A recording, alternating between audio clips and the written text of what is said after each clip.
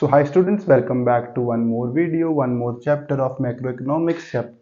This is chapter 4, elasticity of a demand. Before coming to elasticity, let's just see what we read in the previous chapter, because to understand this chapter very clearly we have to relate this chapter with the previous chapter, otherwise we are going to get confused. Okay, so in previous chapter we saw demand curve. What was demand curve? Demand curve was the relationship between different alternative prices and that different quantities that people are demanding corresponding to that very different prices. So this was the demand curve. What was the conclusion of demand curve? Demand curve tells us that there is inverse relationship between price and quantity demanded. It was telling us that when there is a change in price, there is a change in quantity demanded in the opposite direction. So there was one limitation of demand curve. What was that limitation?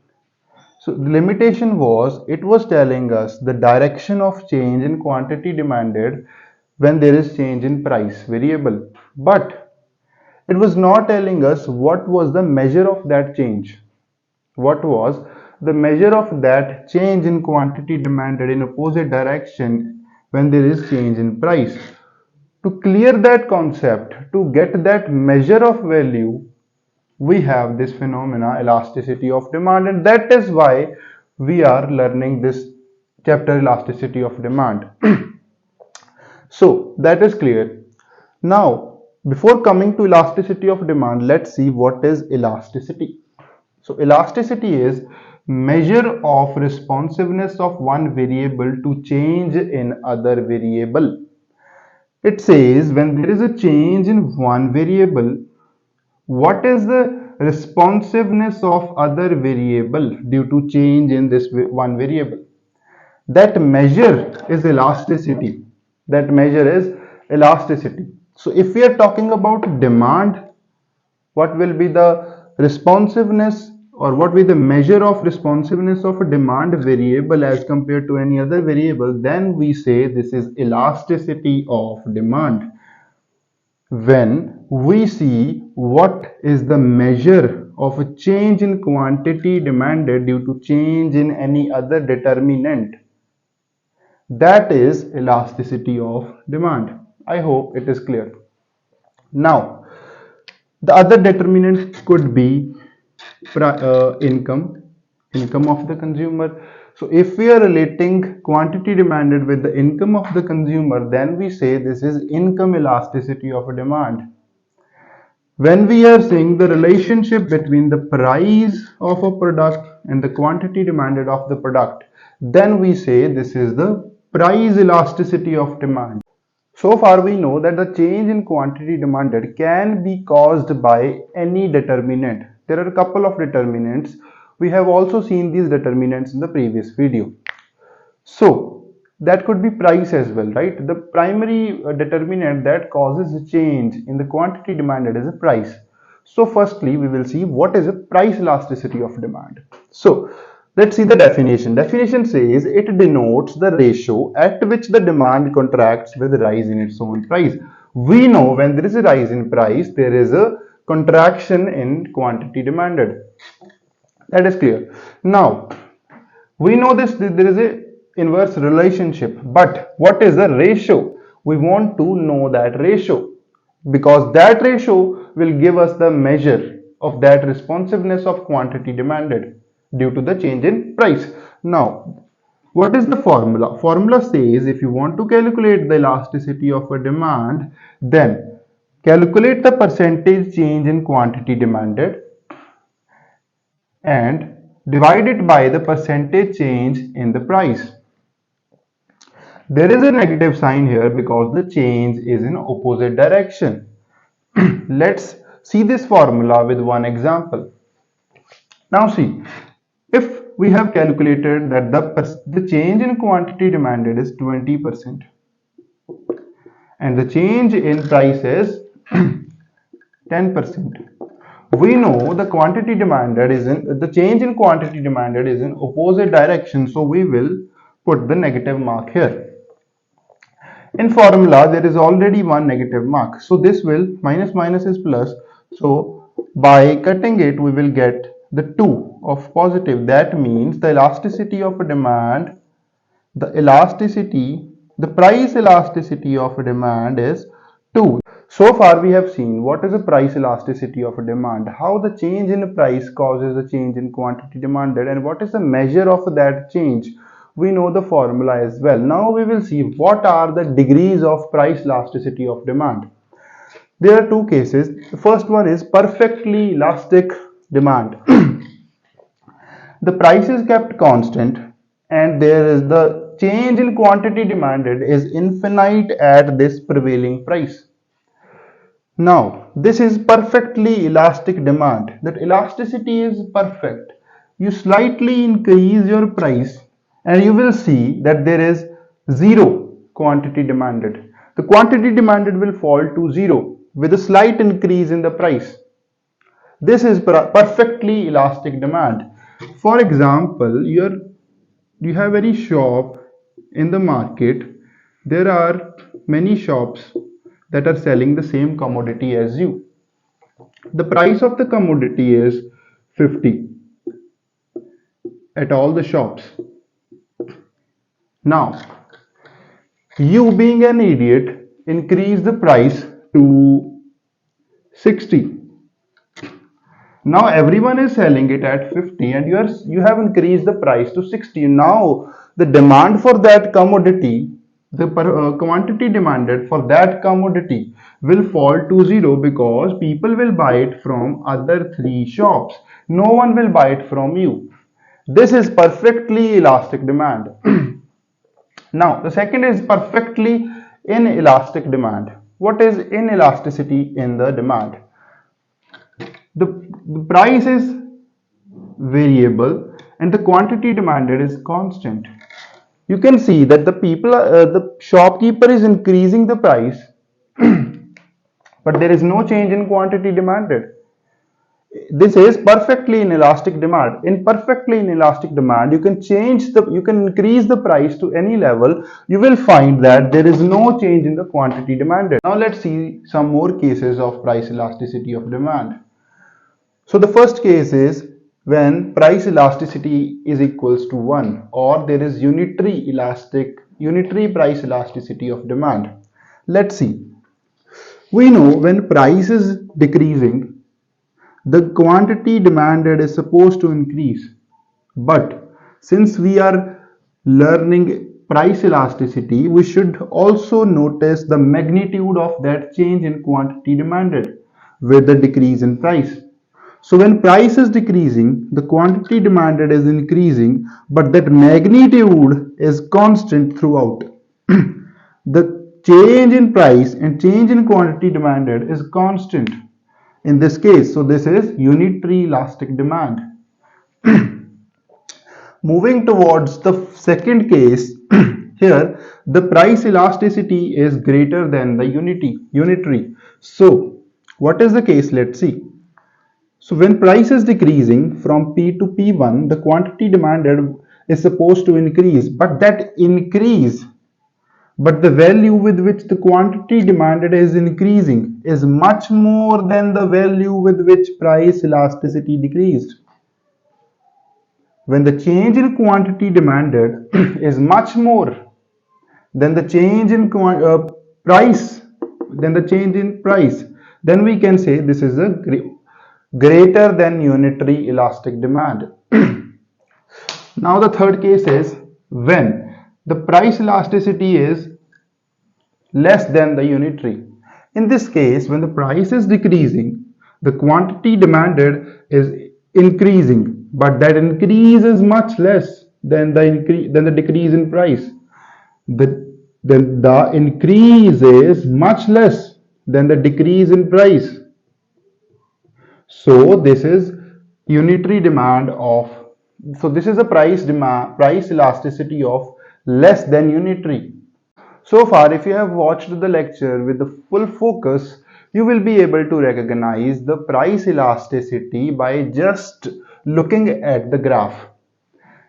If it is greater than unitary price elasticity, or it is less than unitary, or it is unitary price elasticity of demand.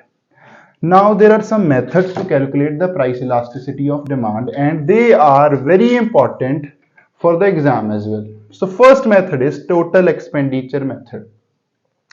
Let's see what it says. I have made this table to explain this method. So there is a first situation in which the price is increasing but the total expenditure is constant. In the second case of first situation, the price now is decreasing but total expenditure is still the same. So that is unitary elastic demand. In this total expenditure method, we just need to see the relationship between price change and the total expenditure change to calculate the price elasticity. So if the price is increasing and the total expenditure is same, and price is decreasing, still the total expenditure is same, then we can say that this is a unitary elastic demand. In the second situation, the price is increasing but the total expenditure is decreasing, and the price is decreasing and the total expenditure is increasing. So there is a negative relationship between the price change and the total expenditure change.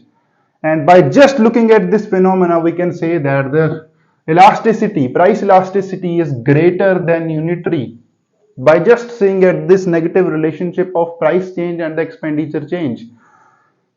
And in the situation C, when price is increasing, the total expenditure is also increasing, and when price is decreasing, the total expenditure is also decreasing. So just by looking at this positive relationship of price change and the total expenditure change, we can say that the price elasticity is less than unitary. So this is less than unitary elastic demand. So this was the total expenditure method.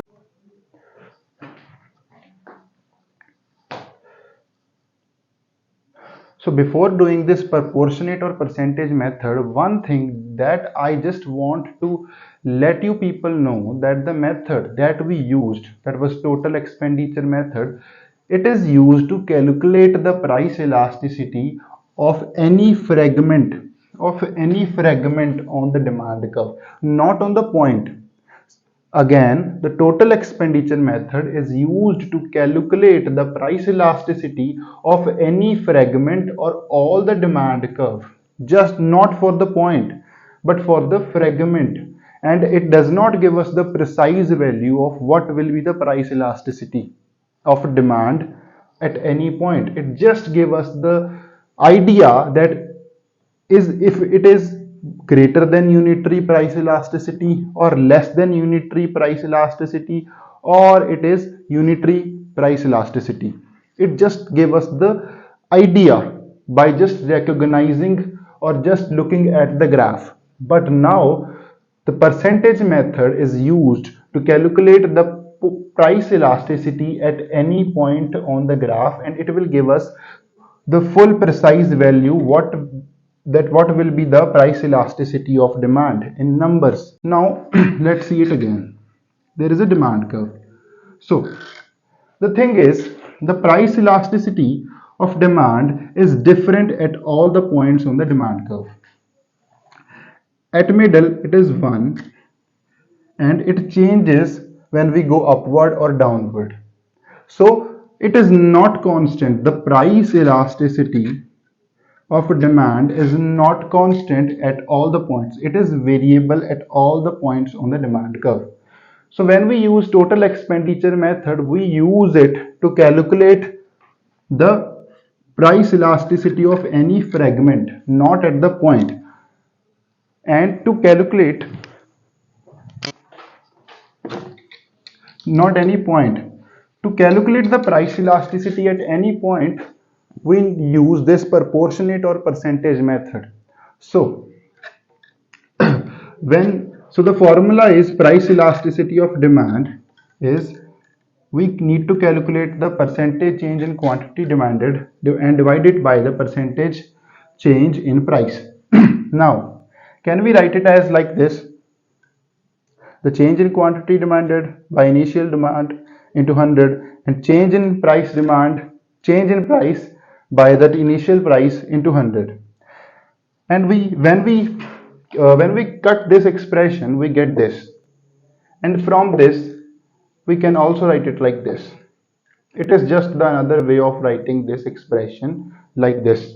So this is the final formula that we use to calculate the elasticity at any point on the demand curve. And I'm again saying the price elasticity is different at all the points on the demand curve. So there is another method, that is point method, to calculate the price elasticity at any point on the demand curve. It also gives us the precise value or precise measurement of what is the price elasticity, unlike the total expenditure method that just gives us the expression if it is more than unitary or less than unitary or unitary price elasticity. So there can be two cases. There can be a linear demand curve or there can be a non-linear demand curve. So this is the first case in which we are saying there is a linear demand curve. So let's see how to calculate the price elasticity at any point. So to calculate the price elasticity at B, what we need to do is lower portion divided by the upper portion of this linear demand curve. So what is the lower portion of this demand curve if we calculate it at the point B? So let's see. So the lower portion is Bn and the upper portion is Bm. Bm. So the value of Bn is 1 and the value of Bm is 1, 2, 3. 1 by 3. So this is giving the precise value of what will be the price elasticity at any point on the linear demand curve. So this is the second method to calculate the price elasticity at any point, but on the non-linear demand curve. So we need to understand the demand curve can be linear or non-linear. There can be any complex case in which the demand curve is non-linear. So how to calculate the price elasticity at any point? Let's see. So we need to draw a tangent at which point we need to calculate the price elasticity. For example, there is a point P and we need to calculate the price elasticity at this point. So we will just, what we will do is we will draw a tangent. Sorry, this is the best I can draw. So if there is any point, and so this tangent that we have drawn, this point will divide this tangent into two parts. So for example, this is O and this is Y. So this point is P. So the point is dividing this tangent into two parts. And now we know how to apply this formula. So if we are calculating at point P, then elasticity of demand at point P will be lower portion, that is OP, and the upper portion, that is PY. And this is how we calculate the price elasticity at any point on non-linear demand curve.